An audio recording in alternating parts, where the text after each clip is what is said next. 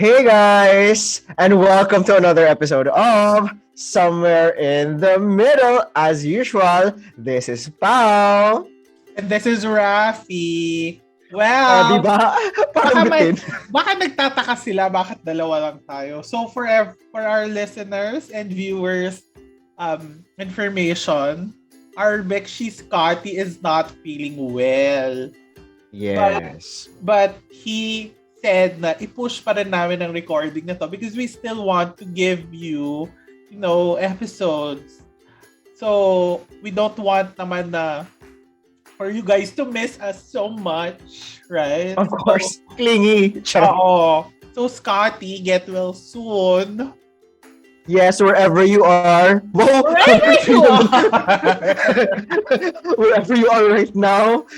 Kung nandiyan ka, galawin mo ang baso. Charot. Lumalabas na yung edad niya talaga. Oo nga eh. Oo. I-reveal ba natin kung ano nararamdaman niya? Baka Wag sabihin na, nila alam baka- tandaan niya. Baka mag-message sa atin bigla si Scotty. Sabihin niya, bakit mo sinasabi na mataas ang BP ko? Hindi ko na lang sinabi. Wala akong kinalaman doon, Scotty, kung naririnig mo to. Wala po akong sinasabi. Malinis po ang aking kalooban, ang aking konsyensya. Anyway, ayan, bago natin ma-reveal ang kung ano mga information about sa kalagayan ni Scotty, pumunta na tayo. Ano ba yung topic natin today? Ang topic natin today is all about recommendations. Yan. Diba? Kailangan ganun yung pagka-deliver. Recommendations. May ASMR. ASMR para sabi na, ay, ang ganda ng pinapakinggan kong podcast. Para ASMR. Tapos ganun yung tawa. So anyway, ang i-recommend natin ay mag-recommend kami ng isang series that we recently or not so recently watched and a movie na napanood na rin namin. Okay? And fair warning for those people, there is a risk na baka lang magkaroon ng slight ano nga tawag doon? Spoiler alert. Spoiler na wala sa isip ko. Intellectual pa ba? Joke. Yun. Baka kasi mamaya magalit kayo sa amin. Bakit yung sila-spoil? Parang this won't just be like newer stuff. Parang these recos would be from our tastes, 'di ba? From kung ano yung nagustuhan namin. It might be na ngayon lang namin sila napanood or they were series or movies that we watched before, long before, pero we didn't forget them. Parang those are our favorites or it really stood out to us because of a certain reason, diba? And we wanted to share them to you guys kasi not all have, watched it. Kung na-watch nyo siya, maybe because of our recommendations, di kayo na, Char. Maybe because of our recommendations, you're going to see it in a new light, diba? Baka hindi nyo nagustuhan yung i-reco namin. Tapos, because of our explanation and because of the reason why we liked it, diba? Magustuhan nyo or see it in a different light and appreciate it in a newer way. For those na mga nanonood sa YouTube at doon sa mga nasa Spotify na panoorin nyo to sa YouTube, kung makikita nyo, i-zoom in nyo, merong drop ng may teardrop sa dulo ng mata ni Raffy, ni Bekshie Raffy. Wala. Habang sinasabi niya yung mga yun. Kasi baka may matutunan kayo sa mga sinasabi namin this episode. Yung gano'n. Best actor. Charot. Ayun. So, anong unahin natin, Bekshie Raffy? Ang series ba o ang movie? Anong gusto mo? Let's start with series. Yes. Series. And Okay. by the way, parang yung i-reco namin for this episode, yung mga nakikita muna sa Netflix. Oo. Para ma-view naman nila. Ma-view nila. Kasi pinag-usapan natin kanina ng pre-prod, diba? There were series na pinapanood natin pero hindi available on Netflix and some other streaming platforms. Ha? Saan? Wala akong alam sa ganyan. Oo. Oo, sige, Wala. ako na yung pirata. Ano? Sige. Ako na yung pirata. Sige. Arr. Arr. Sige. So, series. Ako yung recommend ko kasing series is very recent. So, I think dapat ikaw yung mauna dito. Series. Ano ang marirecommend mong series? Sinabi mo, yung i-recommend mo, very recent. Napaka-recent din nung sa akin, di ba? Recent din ba yung sa'yo? Oo. Pero sige, ako na mag-start. Yung first ko, it's a docu-series, pero it just has like 3 or 4 episodes. It's The House of Secrets. Kasi, there are times na I watch yung mga documentaries or docu-series, lalo na on Netflix. So, I think there are a lot of people who watch this na. Pero for those who haven't watched this, it's House of Secrets. And the premise is, one morning, parang the neighbor, this happened in India, somewhere in India. Wait lang, sandali. Can I just say, nung nag-start tayo mag-podcast, medyo throwback lang ng konti if we have consistent listeners. Nung nagtanong ako, what's the premise of the story? Tinatanong pa nila ako kung ano yung premise. Tapos ngayon, si Raffy, the premise of the story. Well, ganyan talaga. Siyempre, kailangan natututo, di ba? Life is a never-ending journey of learning. Truly. Okay, going back, so House of Secrets, one morning, the neighbor, parang nagtaka, kasi sabi niya, nagtataka siya na they did not open the store at around 6 or 7 a.m. as they do regularly. So parang tinignan niya, kinatok niya, baka they were not feeling well or something happened. Tapos nakita niya na the 11 people who were living in the house were already dead. Gulat naman ako. Yun agad. Tapos, so deads na sila. Tapos, the weird thing about this was 10 of the people were hanging in a certain pattern. Tapos, yung matriarch, yung pang-11, nasa sahig. In another room. Sandali hindi to Halloween episode. Bakit ako nagugustuhan sa mga sinasabi mo? Hindi to Halloween episode. So yun, parang the series revolved around what happened or syempre una who tried to kill the family or how did it happen, why is it like that, parang may certain pattern or it wasn't common kasi usually 'di ba pag yung mga like if somebody would come to your house or something, parang hindi na unless it was a planned like massacre or something, hindi niya papatayin lahat, right? Tapos 11 kasi yon. So 11 all were dead, na parang all were bound, tapos 10 were hanged, 'di ba? So parang hindi magagawa yon nung like if it's a normal robbery or normal na pag murderer. So, it became sensational sa India. Tapos yun nga, in the end, I mean, I don't know if I'm going to spoil it, pero spoiler alerts, diba? It wasn't the person that you thought it would be. So yung nakakita. Charot. So, yes. Hindi niya pala alam na siya. Pero the ending was shocking.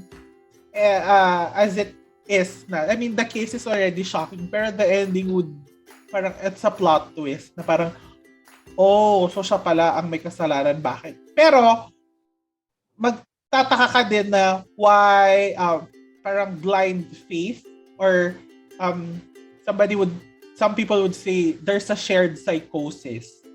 So, kumbaga parang isa lang yung psychotic, pero because of blind beliefs or parang sa charm ng taong yun, everybody believed that... So, parang it's very cult-like. Oo. Parang imagine mo, the whole family believed without questioning. Pero parang people are saying na they were very vocal about issues, ganyan, or these persons were very intellectual. All of them were very I forgot the term, pero Outspoken. dignified, parang ganon. Kasi Okay. they had like some people, maganda yung mga trabaho daw, ganon. So, it's like a certain peak, parang a sneak peek to some cultures, kasi nga it's an Indian culture, na parang kung sa atin yon parang hindi mangyayari yon kasi alam mo namang mga Pilipino ayaw sumunod sa rules. So, I mean, those, parang maano ka na, pwede palang mangyari yon. Or parang, ang creepy, pero parang, Possible. and blind faith, ganyan. I mean, I'm not bashing faith. Parang, ako din naman, naniwala ako sa faith. I have faith. Pero, alam mo yon kasi pag nandun ka, parang hindi mo ba maiisip na, wait, ba't parang mali itong ginagawa natin? Susundan ba namin tong leader namin? Diba? May mga ganon eh. Mga ganon na, this person is telling me to do this. Pero parang, wait, parang mali. Diba? Parang, why would I need to do this? Na parang, I'm not comfortable. Ganun. Mga ganong questions yung na-raise sa akin. So, parang, yun nga, parang ano sa akin na hindi nyo, yung mga sumunod sa kanya, hindi ba nag-iisip na parang, wait, ba't parang may mali, ganyan, or something. Or siguro talagang yung nag-lead nun is very believable or very... Charismatic. Oo, that's the term, charismatic. Bakit niya napasunod ng mga yun nang walang questions. No questions Repercussions. asked. Okay, no questions asked. Na parang the members did not doubt na parang, okay, pag sinabi niya, okay, gawin mo to. Gagawin talaga nila without questions. Na parang, okay, gagawin namin. Gano'n. Pero wala yung, bakit namin gagawin to? Di ba parang hindi naman maganda? Is this based like on a true story? No, it's a crime docu-series. So this is true. Hindi siya parang reenactment or what. Damn. That makes it creepier kung sakali. Kasi it really happened. Yes, it did. Around a few years back. Parang ganon. Okay. So you better watch it. So I'm recommending it to you also. You better watch out. You better not cry. Christmas na. Hindi, pero it's a nice thing. Like, sa dami ng friends ko, parang I only saw one na nag-story about that Netflix series. So, nung nag-plan tayo na mag-episode about recommendations, I thought na it would be nice to recommend it to other people. Kasi para it would raise questions about, yun nga, faith, family, beliefs, or, mental disorder. Kasi parang, I'm not saying it's 100% a mental disorder, pero, yun nga, parang shared psychosis ang laging pinopoint out. So, baka it could, be a mental illness talaga. Maybe it's a mental illness for one person. Like, that person is delusional, and then the rest of the people, kaya niyang mapaniwala doon sa delusion niya. Yes. Oo, kaya... It's so hard. It's so hard to talk about it without spoiling it. Kasi nga, baka pag spoil ko, hindi na papanoorin ng mga tao. Pero you better watch it for some listeners. Yes. Oo, pero for some listeners, baka mahilig sa spoiler. Ako mahilig ako sa spoiler eh. Ako din. Ako, to be honest, parang, if you tell me, tapos lalo na kung maganda, parang it would make me more curious about it. Diba? Kasi like some people, pag may marinig lang ng konting bit, stop! Eh parang, that's what makes it exciting. Kasi pag-iisipan mo like, how will they reach this point? So you're trying to figure out the story on your own. Na parang, okay, ito yung magiging pagkasulat niya. Ako, that's me. Pero kasi the others, I think, kaya ayaw... Kaya mahilig ako. Yung iba kasi, I think, kaya ayaw nila ng spoilers. Parang, they wanted the whole journey. 'Diba? The whole experience Okay, of, gets.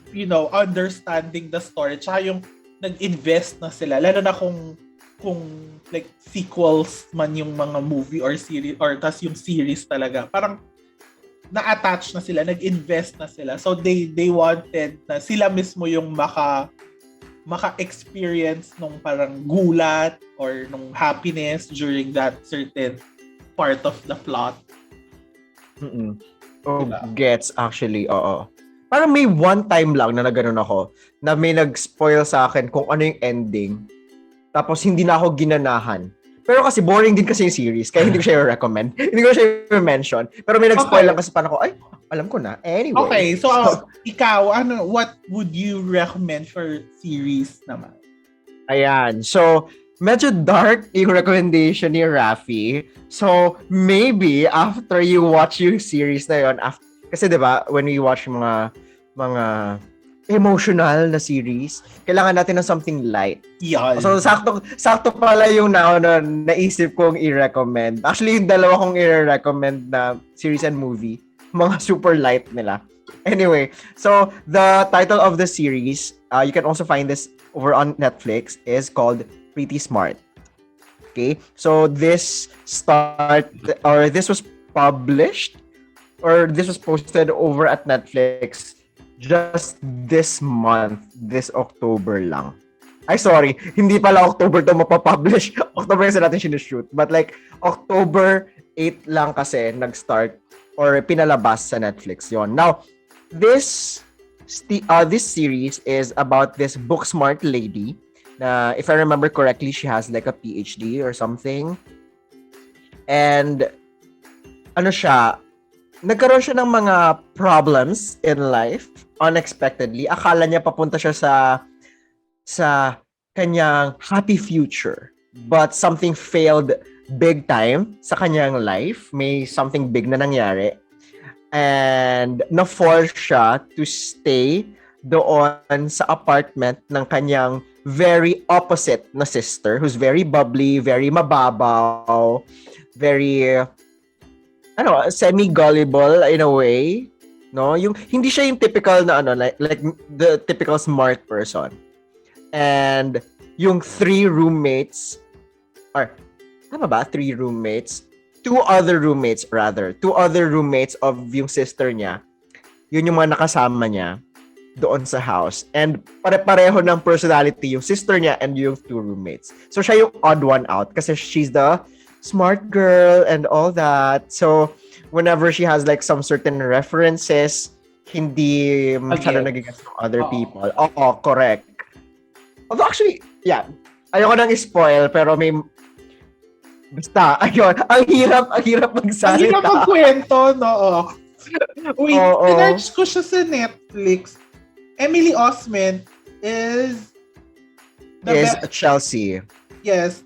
She is the best friend of Hannah Montana in Hannah Montana the series. So she was a Disney Child star. Oh, really? Kaya pala familiar yung mukha niya. Siya yung si Lily. Lily? Tama ba ako? Lily? Yung best friend ni Hannah Montana dun sa series.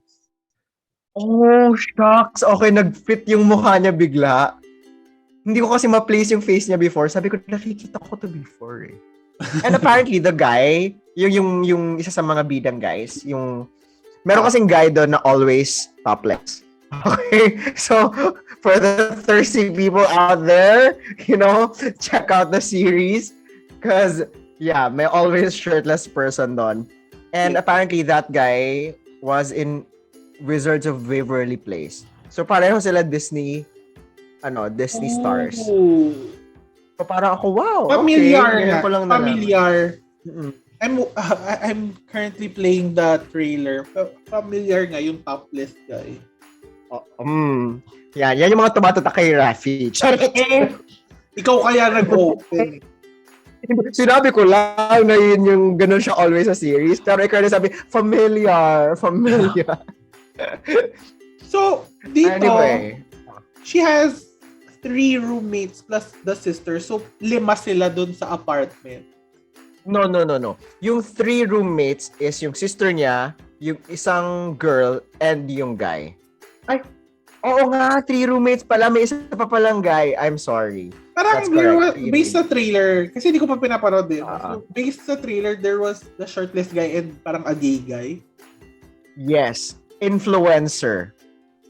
An influencer. Yung gay guy doon is like this popular influencer dude na was always on Instagram doing lives. Sobrang fun niya panoorin because I think a lot of people, especially people our age. Our age. Sorry, I mean people my age. Ay, joke lang. Anyway, yung mga people na nasa edad natin, yung nasa henerasyon natin, will be able to see like, ooh, that's like the life of a social media influencer, and yung mga typical stuff na ano ba paano ko ba i-describe?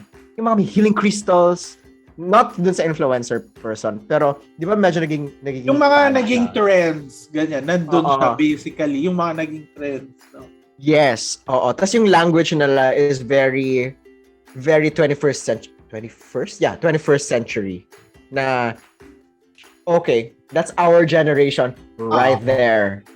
And it's very light. That's what I like about it. Kasi even though they put mga issues inside each episode na they have to, yung mga typical sa mga sitcoms na magkakaroon ng problem in an episode and then they have to overcome it. By the end of the pagka-present. episode, by the Correct. end of the episode, na-solve na siya. Na parang, okay, I have learning, Chuba. I love you guys. Correct, oo. And in fairness, ano siya, it's light, but I still see the show as something you can learn from. Kasi meron siyang mga hidden lessons.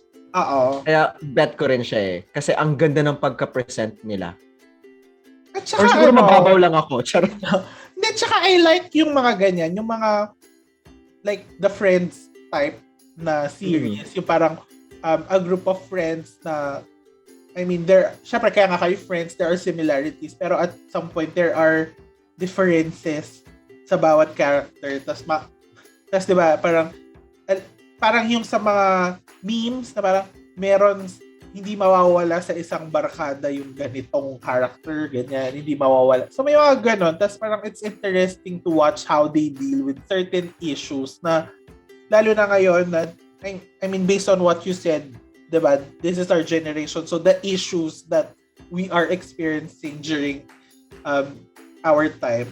Saka parang it's a nice view, I think, based on the trailer. It's a nice view of... Yes, it's a nice view of our generation in another culture. Like, yung nga sa US, diba? Like, how they deal. Kasi like tayo, hindi uso sa atin yung mag-roommates na ganyan, na parang you would like rent a house or rent a condo or something, tapos sama-sama kayong friends, diba? Parang hindi masyado uso sa atin yun eh. Parang nauuso Very Asian. Oo. Nauuso sa atin ng roommates based just like because of work and yung ganyan, yung just like with your setup na yung you're working in another city, diba? Tas, or usually college Yes. or high school, diba? Hindi ka mukha dito na parang yun nga, yung friends would be searching or, you know, diba, putting up aside na, okay, I'm renting out rooms. Ganyan. Parang hindi masyado uso sa atin yung setup nila eh. So parang it would be a nice view.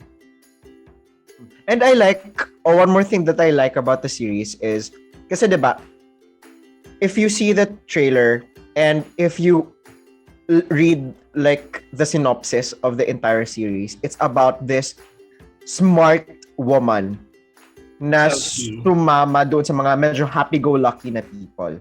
Na you would think, or at least a lot of people would think na wisdom would come from the smart people. But doon sa series, yung mga different kinds of solutions about societal or life issues nila nanggagaling from all types of people. Na parang it's a lesson for everyone that, you know, you have to open your minds to the thoughts of other people kasi kahit they're not as well educated as you, na parang hindi kagaya mo na PhD kasi PhD siya, tas yung iba hindi naman PhD, you can still learn something from them. And they Oo. can offer their wisdom for you. Yung mga ganong vibes, ang saya. Kasi yun nga, parang if you're book smart, 'di ba? Yung it means yung based on academics, 'di ba? Like sa books ka talaga na matalino. Kumbaga your grades are the highest, ganun. Pero 'di ba there's this thing as street smart, 'di ba? And usually book smart people are not street smart. Parang walang balance, ganun. So Grabe ka naman. Hindi, like, some, di ba? Like, yung mga super, kaya Sabi mo usually, tas ngayon some na. sige, papalit natin. Usually, yung mga ganon, yung mga hindi masyado marunong sa mga, like, life situations. Based on experience din, na parang, di ba, kaya nga, na-gets ko dun, na-peak yung interest ko dun sa sinabi mong, she was learning dun sa other parang makikita mo may growth yung character, and I like those series. Yes, yun yung maganda. Oh, so anyway, I hope you and our listeners watch it. It's available on Netflix. So, syempre, para tayong advertisement ng Netflix, di ba? Oo. Netflix, baka naman, Char. Baka naman, di ba? Sobrang pinopromote natin. Wow, parang ang laki ng traction natin, ah. Anyway, so ikaw, alright, sige. So, we have one recommendation, House of Secrets, na medyo dark. And then, we have this this recent na pinag-usapan natin is the Pretty Smart. Yeah. Na light, fun. Now, let's go to the movies. So, since kaka-share ko lang, ibabalik ko ang floor sa'yo, Bekshie, Raffi. Anong movie ang marirecommend mo sa ating listeners? Actually, it's not one movie. It's wala tayong time. Charot. No, it's not one movie, pero I could just, it's a group of movies. Tapos once I say it, I mean a lot of people would know it. Pero may reason muna for recommending these movies. Kasi the creator is known for, doing stuff na may issues, like tackling issues about humans' relationship with nature and technology, ganyan. Or parang magulo yung mundo and how one character doesn't want to be in that mess. Pero hindi niya kaya, parang he's a pacifist dun sa mundo na magulo. Pero how will that character live sa time na yon, or parang how will he influence yung people around him and the greater good after. Mm-hmm. Well, basta parang ang mga ganong movies na tumatatak sa akin was, although it's animated, pero siguro some would say na i-animated, wala ka namang masyadong matututunan dyan. Pero these really, like, di ba? Kaya nga, people think na it's childish to watch cartoons, di ba? Kasi yun yung nila usually. So, pero these, mabigat sila. So, Studio Ghibli films. Sorry. Like Spirited Away. Eh. Like Spirited Away, House Moving Castle, di ba? May mga issues na mabigat. Although, hindi ko pa napapanood lahat.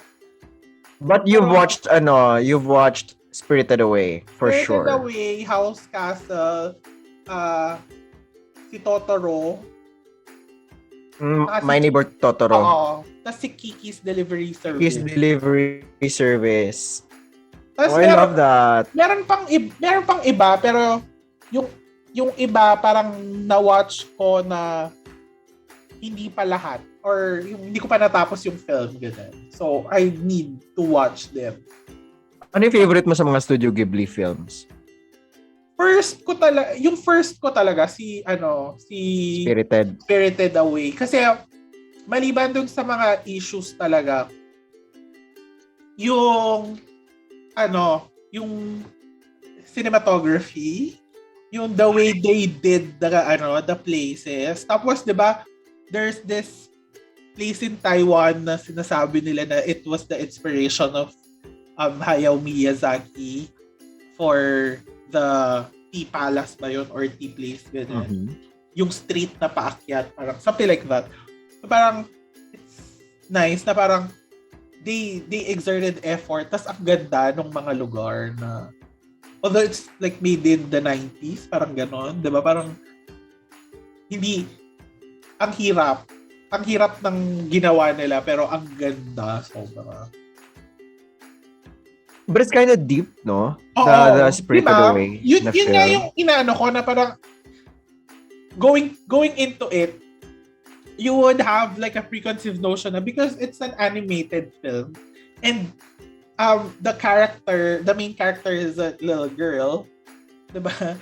Parang hindi mo Bata. isipin. Oo, hindi mo Pambata talaga. na mabigat yung theme or yung pagdadaanan niya or yung mga realizations niya. Na parang tapos bigla ka magugulat na, oh, may mga, what? Ganon na. Kailangan pala niyang malaman to or kailangan niyang paglaban to, yung belief niya, whatever. Pero alam mo, parang gusto ko nga i-rewatch yan kasi I remember watching that first year college. So that was a long time ago.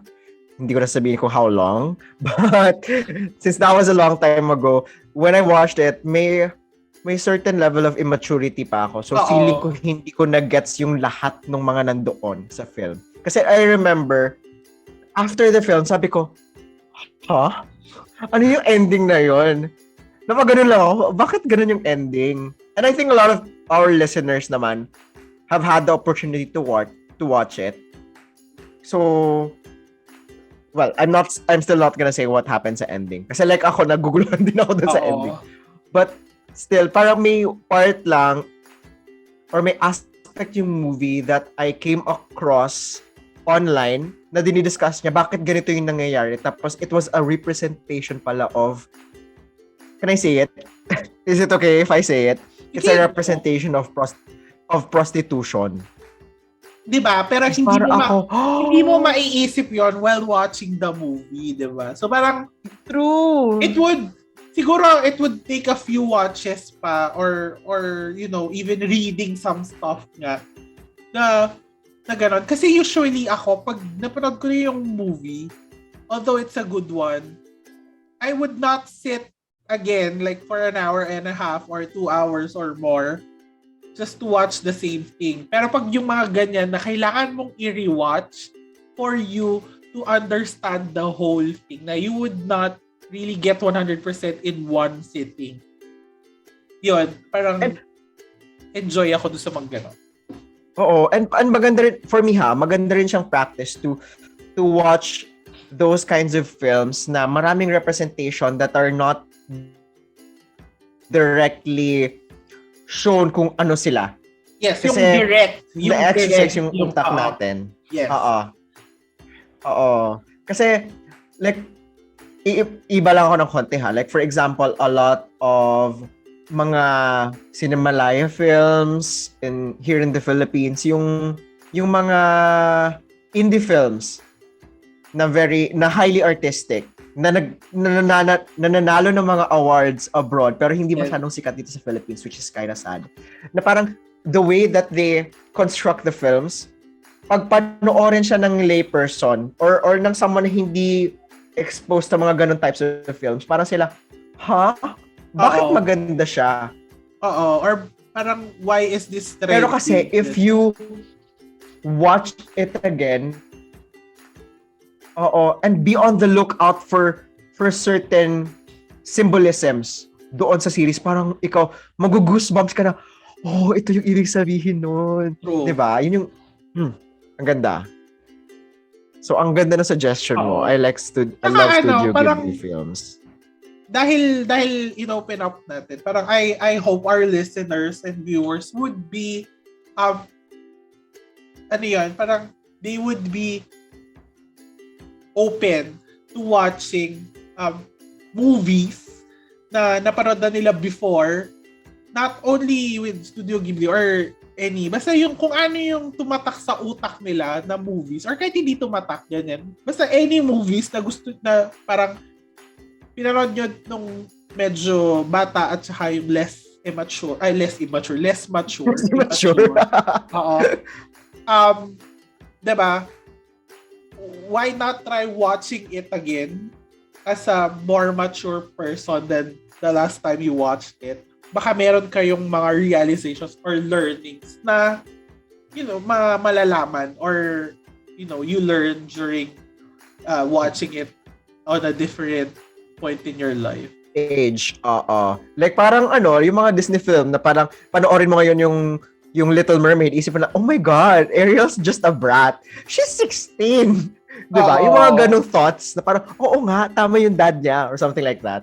And yung mga ma-realize. And ma-realize mo na yung with Disney, diba? Parang ma-realize mo na super nilinis talaga nila. Truly. Oo. Pero ayun. Maganda nga to rewatch. Tama ka doon. Para makita natin. Guys, pumasa ako kay Pao. Wow. Ay, ikaw. Ano sige. So that's your... Actually, sabi ko kanina, di ba, may naisip na akong movie. Okay, but ang i-recommend ko na lang is something na iibahin ko. Babalik ako to local. Something Sige. Local. Go. Para may naman tayo. May something local tayo na i-recommend sa kanila. And that film is Dagitab. Dagitab. Again, sorry? Dagitab. Dagitab. Dagitab. Dagitab. Okay. Yes. It's the Tagalog word for spark. Spark. Oh, spark. Okay. Dagitab. Yan. So, kunyari, no? Kumusta kayo ng date mo? Walang dagitab. Pwede. Actually, medyo ganon.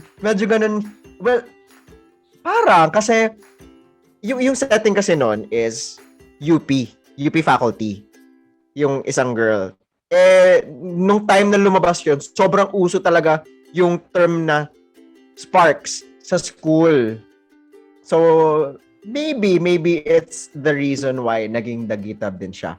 But it's a good introductory film. For me it's a good introductory film when you want to easily or be exposed sa mga symbolisms, sa mga artsy films na ma-encounter natin. Kasi Can you explain the premise? okay. So, ganito ang premise. So there's this woman who's a UP professor, Yula Valdez. Si Yula Valdez ang actress for that. I just forget the name of the character. Basta she's a professor in UP. And then basically nagkaroon ng writer's camp in Makiling. Kasi 'di ba may school sa Makiling na Philippine High School for the Arts. Okay, I think that's where they went. Tama ba? Makiling nga ba yun? Anyway, basta out of town. No? So, mga writers. So, the people na nagpunta are, well, the organizers being sila Yula Valdez, the mga professors, and then merong mga students na nag-join for that camp thing. And nagkaroon ng si Yula is married to another professor. Another professor. And basically nagkaroon ng certain issues during the camp. And Yula, her character, got linked to this student. Okay. Although may major plot twist doon sa end regarding that student. So if you haven't watched the film yet and you have the opportunity to like get a copy of it. Where did you watch this? Honestly, I watched it sa cinema.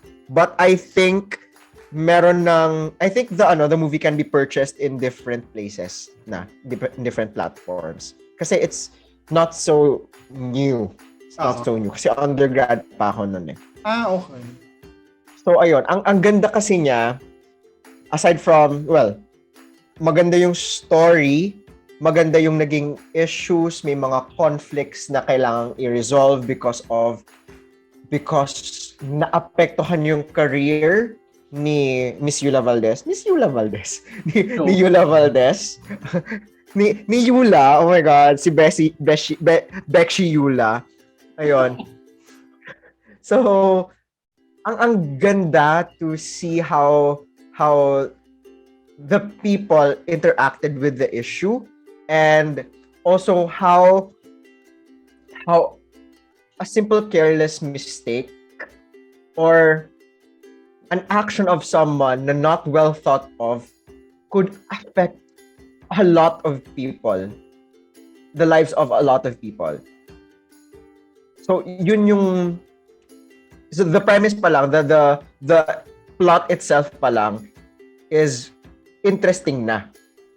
But it's not just the plot kasi na matutuwa ka. If you've seen other indie films beforehand, maybe you would recognize some symbolisms na ipapakita nila doon, ng mga random stuff na magtataka ka kasi, like, bakit may ganitong scene? 'Di ba? Okay, I'll just spoil one scene. I mean, I'm not going to explain, no, but I'm just going to spoil just one scene for you and the audience. The listeners. Meron dun scene na nasa bahay si Yula and may pusa na nakapasok sa house. Tapos, yung scene, ang ginawa lang niya dun sa scene was, pinapaalis lang niya yung pusa for several, parang minutes yon. Oo. Ganun lang. Yun lang yung ginagawa niya sa scene na yon. So if you're not aware, or if hindi mo siya pag-isipang mabuti, sabihin mo, ha? Oo. Pero may symbolism. May symbolism. But you have to see. Yung symbolism is how she dealt with the issue or something like that. Tama yes. ba? Correct. Oo. That's correct. So, if you see the film, maraming mga ganon. Sobrang ganda ng mga bits na may ginagawa yung asawa niya na parang ikaw, ha? So, bakit ka lang ipakita sa film? Pero may meaning. Oo. So, parang pag winatch mo to, you should not be confined to the typical storyline. You should be open-minded. Yes. And not just open-minded, but always think why. Dapat may ganun ka. Why? Why are you doing that? Kailangan talaga bubulong. Yes. Kasi dapat may diba? Ganun. Okay. I'll recommend another series. It's an old series. Okay, sige. To end my choice in a happy note. I'm not sure, like, just correct me if I'm wrong, Bekshie Pao, or to our Bekshies listening. Kasi merong series sa Netflix na Grace and Frankie. So, pero lately lang yon. So this series was around 2011. Pero you can search it on YouTube kasi lately siguro last year or this year's the start of the year ko lang siya na-encounter, pero sa YouTube lang. It stars Fran Drescher. If you are watching a 90s sitcom, she was the nanny. Okay. Yung kilala for her voice, super nasally voice. Okay. Ito yung attitude, di ba? I mean, attitude not in a bad way, no? Yung sassy character sassy, na nanny. Yes. So, the series is called Happily Divorced. It stars Fran Drescher and I forgot the name. Fran Drescher and John Michael Higgins. Pag nakita niyo si John Michael Higgins, familiar siya. Basta pag pinanood niyo. The story is John Michael Higgins' character and Fran Drescher's character were married for a long time. Like around 18 years. Tapos after 18 years, biglaan lang one night sa bedroom nila, while they're in bed, sinabi lang niya na, "Honey, I'm gay." Oh my God. Diba? So, pero because the gay guy cannot move out because they're living in LA, so property is expensive. They're still living in one house. So parang yung series is how they figure out life as a divorced couple, pero they're still friends and living life. Like kunyari, friend is going on a date, ganyan, tapos uuwi sa bahay, tapos makikita nung ka-date niya yung ex, yung mga ganon. Tapos si ex makikipag date, yung mga ganon. Tapos basta may mga issues din silang tinatakal, pero it's a fun and comedic way on, tackling yung main issue na how do they rebuild their lives after the divorce, and how Peter, the husband's name is Peter, how Peter is living his life na kung paano niya talaga gusto as a gay guy. So, interesting siguro panoorin nun. Oo, you can watch it on YouTube. Okay. Sige. It's funny. Tas lalo na pag yung may mga zingers na sasabihin ni Peter na, bakit hindi niya sinabi yung secret na yun, ganyan. Tapos sasabihin ni Fran na, ikaw nga, hindi mo sinabi sa aking bakla ka 18 years. Yung mga ganon. May mga ganon lang na funny, it makes the series funnier kasi yung mga side characters, like yung mga best friends, tapos yung worker, ganyan, tsaka yung on and off na boyfriend ni Fran, ganyan. They're also funny in their own way. They also have the characters na nagpa-pop out na parang ma-remember mo. It's fun kasi nakakatawa na parang hindi mo expect na, syempre usually people would think na hindi maganda kasi 'di ba, nasira yung marriage, tapos gay guy pala to, so naloko tong si babae, ganyan. Pero the way they handled it, it's a nice thing. And another fact for that series, it's based on the true life of Fran Drescher. Yung asawa niya, si Peter Mark Jacobson, is gay. Tapos yun nga, doon nabuo yung series na yun na parang napag-isipan nila na, why don't we make a series about what happened to our life? Based on true life story pala. True life events. Yes. Real life events. And ito, talagang kahit na napapanood, kunyari natapos ko na sa YouTube, ganyan. Nabalik ako sa first episode talaga. Parang mahaba ba siya? Hindi. Parang yung mga typical sitcoms nung that time na parang siguro 20, basically 20 to 30 minutes.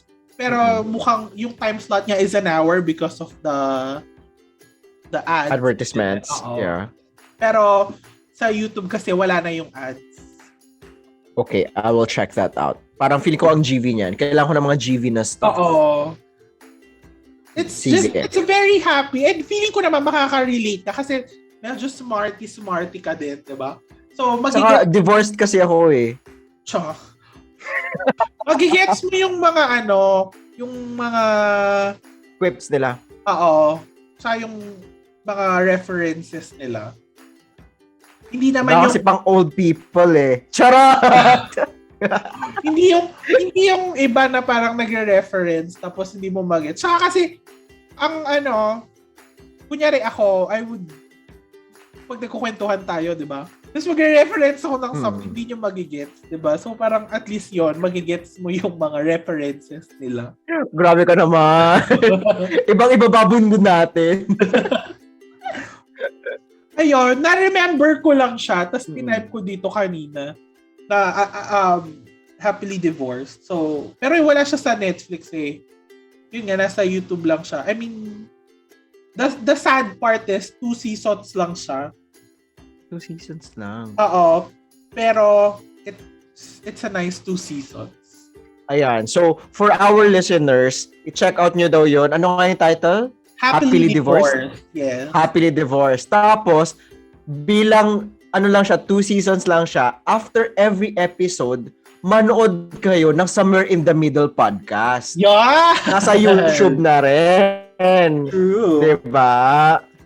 Same platform para medyo mag-extend yung enjoyment nyo. Hindi lang kayo nag-i-enjoy doon sa series, nag-i-enjoy pa kayo sa podcast. May Yes! matutunan. Oh my God! Diba? Gano'n. Sa promote lang. Best in shameless. Tayo naman. Andun tayo sa YouTube. Oo. Oo naman. Hello? Nandito na tayo sa show, diba? Hindi ba natin i-plug? Ayun. So, ayun. Okay. So, I will check that out and hopefully check out din ng mga listeners natin. Super, nung pinapanood ko siya, super na-LSS ako dun sa, theme song. Ano ba? O sige, malalaman ko yung theme song. Malalaman ko kasi papanoorin ko siya. Yes. Okay, malalaman ko yan. Wala kang work Or, tomorrow. It's a long weekend. You better start watching it. oh, but like I have a date. Oh, no, joke lang. Joke lang. Joke lang po. Walang ganon. Wala kang ganon. Baka po may mga listener tayo dyan. Baka po bet nyo ako. Ay, joke lang.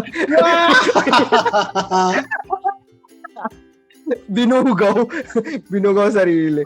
Anyway, baka po bet nyo ang mga series baka at bet movies. nyo kami. Iba pala.